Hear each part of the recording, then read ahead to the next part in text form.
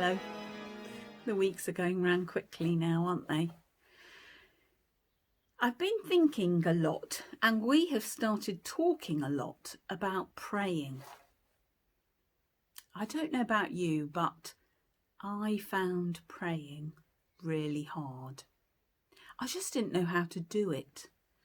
I remember going to a house group, an amazing couple that was they were wonderfully supportive to me on my journey. And really, I'm only sitting here today because of them. And we sat in a group and she said, we're going to pray. And everybody prayed.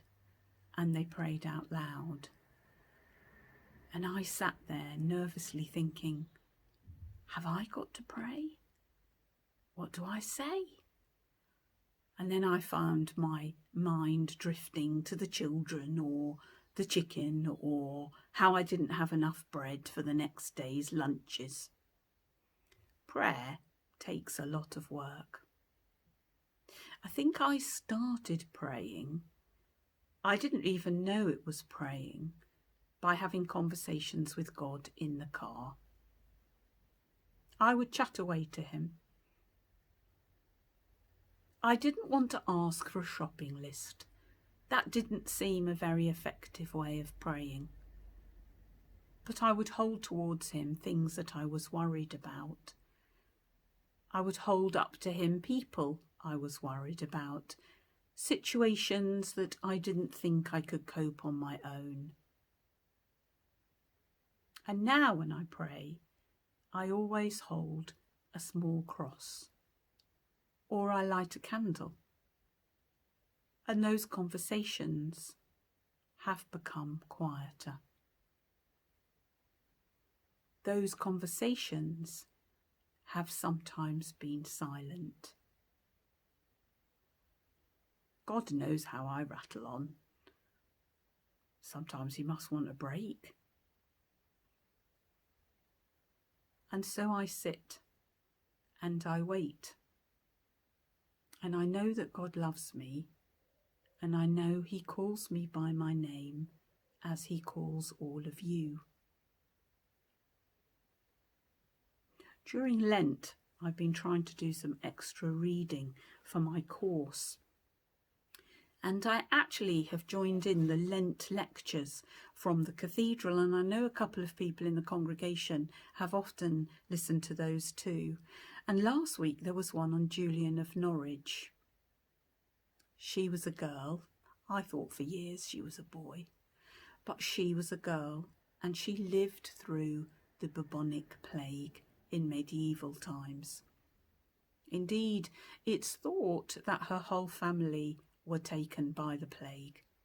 And then she became an anchoress, which means she lived in a cell, a small room in the church. You can still visit it today, and it had a window out onto the street, so she would see life going past. The plague at that time of the Black Death was unspeakable suffering. It records that 50% of Europe died during the plague. Julian lost everyone that she was closest to. And we know during this time, we reflect on the 23rd, that we have gone through a time of unspeakable suffering, of multiple deaths. There are many in this community who are home alone, and they have lost the loved one of their lives after a long marriage and are mourning alone. We have been grappling with COVID-19, and we've turned inwards. Yet we can turn inwards in prayer and look outwards. This enforced enclosure is an opportunity to think about the kind of world we want to live in, to re-examine what our priorities are.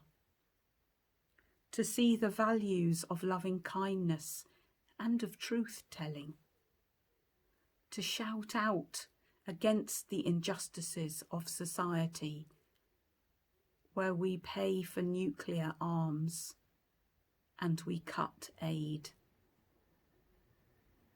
There's something wrong with that. And we need to be brave enough to say it. And we need brave enough and have courage enough to pray for it. God will hear our voice. Julian of Norwich spent more than 40 years in that little room looking out. We've spent a year. I think we've done quite well, really. From her window, she offered spiritual guidance. She kept tabs on neighbours and news, and she soothed broken hearts. She accepted loaves of bread and gave honey from hives she kept, and she was protected from the world during a pandemic, but connected with the world.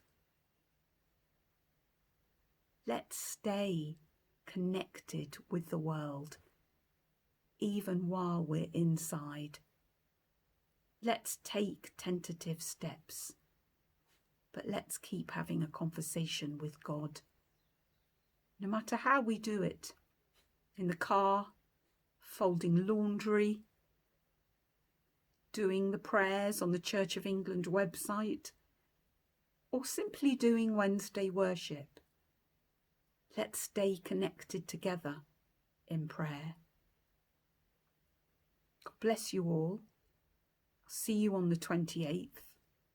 I can't wait to give you a wave and a smile, and I will pray for you all. God bless.